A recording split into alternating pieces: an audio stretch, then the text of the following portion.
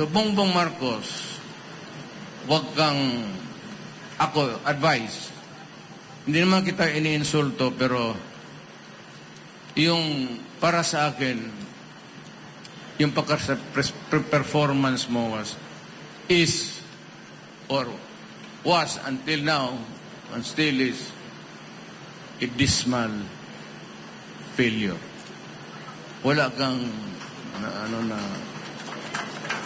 basta ikaw lang dyan sa itaas, puro ka English.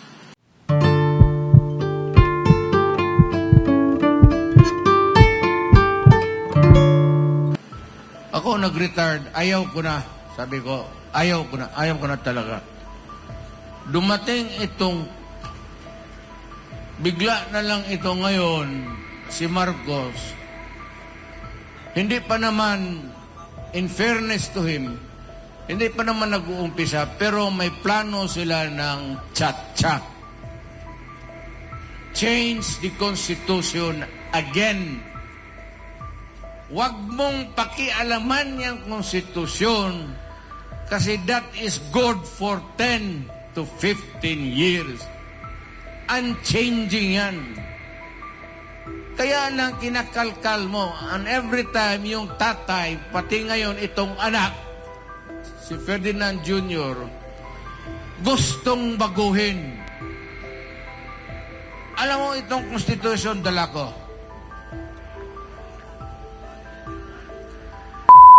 Kapal na itong konstitusyon na ito.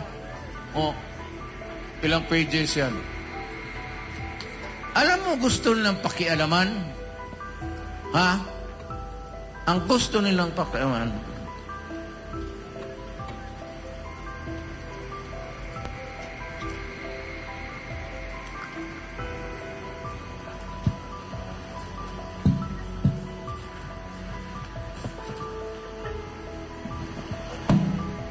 Bago sa lahat, palaala ko lang, lahat sa gobyerno, mayor, gobernador, o sino man,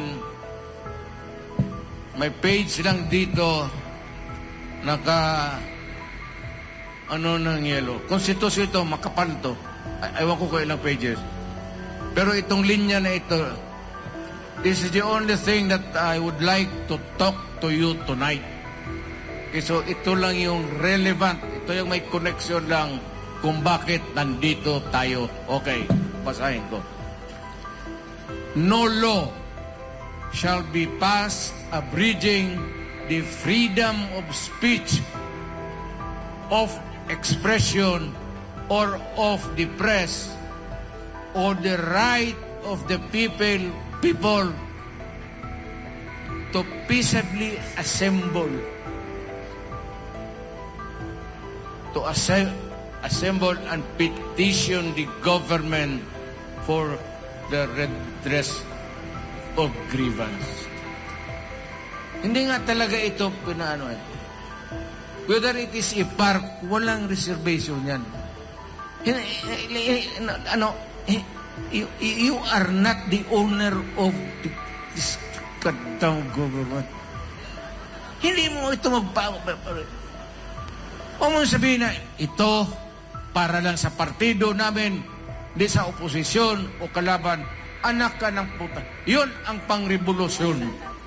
Because if you suppress or oppress the people and you do not give them an space to palabasin ninyong init nilang ulo nila, ang masakit ang loob nila. Ay. Kaya nagkakaroon tayo ng... Kaya ito, importante ito. No law shall be passed abridging. Huwag mong pakialaman. Huwag mong letsayan yan. The freedom of speech. Hindi ka pwedeng mapagilan. Pag sumobra ka, malaybel ka. Alam mo, kung dito ngayon, magsalita ako, hindi mo akong tawagin mo ako Duterte. O ito lang pwede mong sabihin. Ito yung freedom of speech. Sabi ako nito, anong sasabihin mo? Basta may sabihin ako. Hindi mo akong pigilan because that would be censorship. Hindi mo pigilan. Ngayon, kung ano man sabihin ko dito na may nasaktan o may masalita ako labag sa batas, sedition, or inciting people to commit sedition, then idemanda ako. But nung ka na hindi mo ako, you not allow me to do my speech. It's none of your God business. Gusto mo pagkatapos, kung may nasaktan, adi magdemanda kayo. The expression or of the press. Kaya importante yung publication. Hindi mo pwedeng, wag mong sabihin dyan sa newspaper, ito sabihin mo. At saka yung press, walang lisensya yan. Yan ang negosyo. Mag-printing press ka na, hindi ka kailangan humingi ng permit kahit kanino man. Ganon kahalaga itong konstitusyon na ito. Huwag ninyo itong bitawan. Magkaletse-letse na ang buhay. Sabihin ninyo, kung hindi tayo pwedeng magkaintindihan dito, patayan. Wala tayong problema. Ganon talaga ang buhay. So, ito yan. Ngayon, I'd like to move on to something else. Maliit lang itong istorya ko.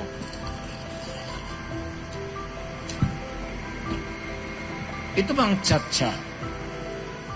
Sabi ko yung konstitusyon na permanente. Hindi yung batas, ordinansya na palit-palitan mo kung ayaw mo o in maybe to attune to better times, the changing business climate, pwede yan, ordinansya. Pero itong konstitusyon, huwag mo talagang gawin ng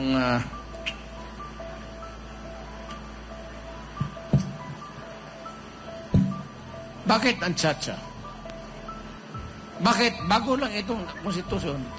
Why tsa-tsa? What's the fucking matter about our... Ano ang probinsya mo? Wala. Perfect itong konstitusyon natin. Ngayon, may isang page lang sila. This is Article 7 of the Section 4 of the Constitution. Isang sentence lang yan. Isang phrase lang nga ang gusto nilang tanggalin. Ano yan? The President and the Vice President shall be elected by direct vote of the people for a term of 6 years. Only yan. Which shall begin at noon on the 30th day of June next following the day of the election, and shall end at noon of the same day 6 years thereafter. 6 years. One term, 6 years. The President shall not be, the President shall not be eligible for any re-election. Kaya dito si Marcos, hindi na talaga siya pwede. Kaya gusto niyang baguhin ang konstitusyon. Ito lang po tanginang sentence na to. Para lang makatakbo uli. Kasi dito, eligible, the President shall not be, di pwede, be eligible for any election. No person who has succeeded as President and served as such for more than 4 years shall be qualified for election of the same office at any time. Ayaw ko man sabihin masama ang leaves bad taste in the mouth. Upload. Pero kaya ni Inday, kung mag-succeed siya at for 4 years siya ang maging presidente, hindi na rin siya pwedeng tumakbo. Basta ito nakalagay dito. So yan ang problema. Ambisyon. Wala akong problema sana kung walang prohibisyon. Pero kung tanggalin mo ang prohibition at palitan mo ng bagong konstitusyon, ay maawa ka naman sa Pilipino. Ginagawa, dinig. Every president has done it except me. Yung dumaan ng presidente, gusto talaga kalkalin yung konstitusyon. Gustong baguhin para eligible for another election or re-election. But sino ba ang nagsabi sa iyo magandang lalaki ka na enjoy ang mga taong bayan manood sa iyo for 12 years? Gusto ng tao 6 years lang. Tama yan. Tama yan. Ako for 6 years, bumaba ako. Ngayon, kung gano'n lang pala ang ginagawa ng lahat, sana ako na ang gumawa noon.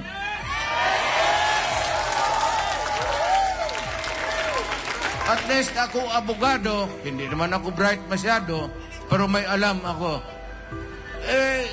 Ito, second year. Walang...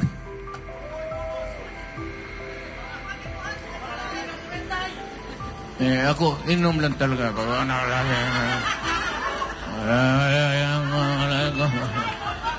Pero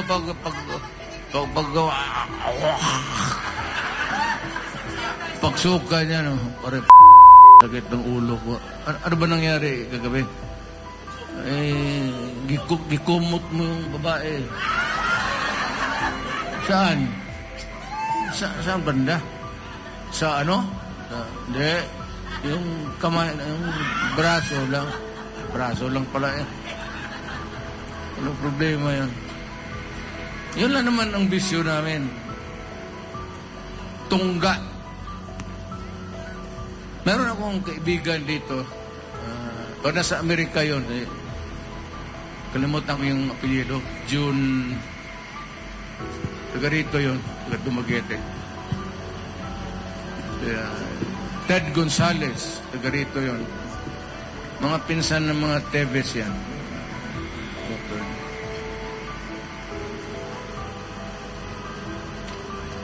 Ako naman wala akong politika dito sa hindi ako nakikialam. Basta ako, kung ano lang yung karapat-dapat na maibigay ng hustisya kay Teves, ibigay sa kanya. He is entitled to it as a Filipino. Yung ano lang binigay ng konstitusyon na karapatan niya.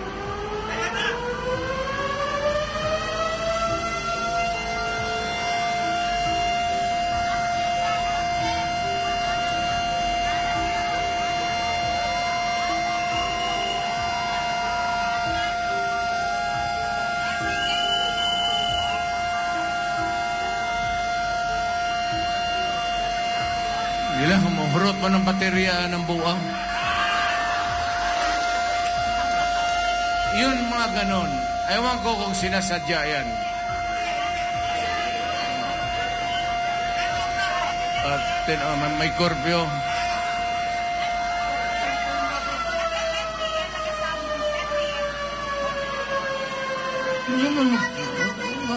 Nga naman 10 p.m. muli na mo? Ano ng pulisa na uy buang undang diha wala na noong kung asa nga ita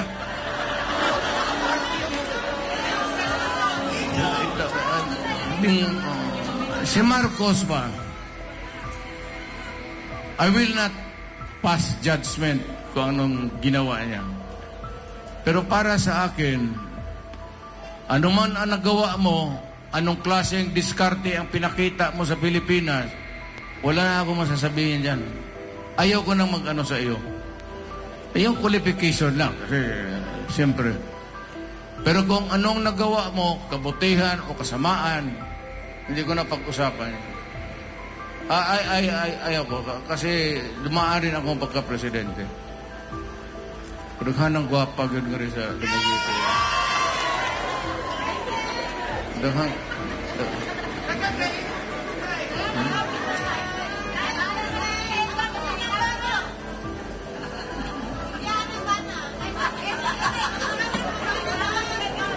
Kung huna man kong patyo na ka asawa, eligible na. Ang kadaot kay duha na. Duha mo akong gurguron.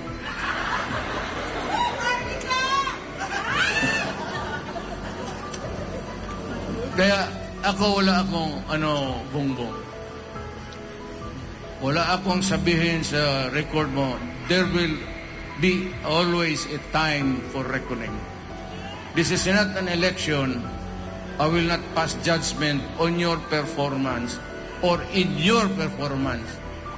At sabihin ko lang sa iyo, whether you have done good or exceedingly good or exceedingly bad, worse, hindi na ako.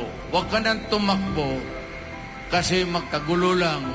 Huwag mo nang galawin ang konstitusyon kasi magkagulo talaga tayo. Do not ever believe na ikaw yung exception. Eh di sana kung ganon, ginawa ko na nga. Bakit ako maghintay sa iyo? Isang daan lang tayo, Bongbong. Hayaan mo na lang, ayusin mo na lang ang bayan, although baluktot, yung putang inang... hayaan mo na. Umalis ka na dyan, tapos mamili tayo ng tagad, Western, Visayas, Ilonggo na naman, bawlinte nga. Sinong di be pwede. Bawa kahusa na mga Ilonggo, ganda. Di ba, ako ba sigkid sa... It could be Waray, it could be Ilonggo, or basta Pilipino. At may eleksyon. Wala akong... It could be a Yakan, it could be a Moro. Bahala na, basta gusto ng Pilipino. Total Pilipino rin yan. At huwag kayong maano dyan sa mga muro-muro na ano. Itong mga muro na kapatid natin, mga mahusayan. May mga rebelde rin. Kagaya natin, may mga rebelde rin kayo dito. Dito sa Western Visayas. Alam mo, dito malakas ang NPA. Alam mo bakit? Because of the conflict sa lupa. Hayon yung saan yung... Hindi naman ako ng ano ha. Pero sa totoo man, hindi nila ako... Kaibigan ko kasi. Pero kayong mga... May mga asyenda, tubuhan, kagaya ng Central Luzon, mga kuwang ko, pati ito dito, meron talagang insurgency problem. Meron talaga tayong problema. Kaya ako, kung maari lang, bilis-bilisan na ang land reform. Hindi na bale na sabihin mo, ibigay mo yan, wala namang kapital yan, maghihirap. Hayaan mo. Let it evolve in the years to come. Baski mahirap siya, bibigyan mo ng pera sa land bank, pahiramin mo ng pera para to cultivate. Kasi pag hinaros mo yung banana, malaki ang binibigay ng export earnings. But then again, the fundamental problem dito sa ating bayan, especially dito sa is itong lupa. Ibigay mo talaga as many as you can ako walang problema na presidente ako. Halos lahat public lands. Basta sabi ko, yung puno dyan, sinong may-ari niya? Medyo gubat. Siya may-ari yan, gobyerno. Sige, pasok kayo dyan, inyo na yan, putulin ninyo. Sabihin ko sa gobyerno, linisan ninyo, ibigay ninyo sa tao. Bakit man tayo maghintay ng... Why do we have to wait for what? Tapos nagnarami ang Pilipino. Tapos wala kang policy na clear. Kung ano ba ito mga lupa na ito, let it rot. Paano yun ito? Bigay mo na. Para mapakinabangan at makatulong sa pagkain, baski pagkain lang. Yun ang yung kunting kaligayahan.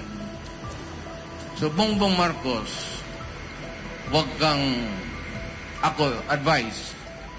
Hindi naman kita iniinsulto, pero yung para sa akin, yung performance mo is, or was until now, and still is, a dismal failure.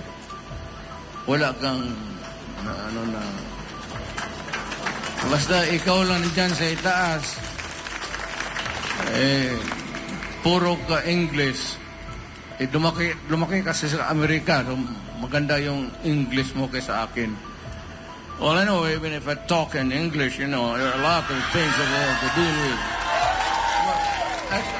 I can also talk in a way that they do, but bakit ako magpahipokrito? Bisaya man ako.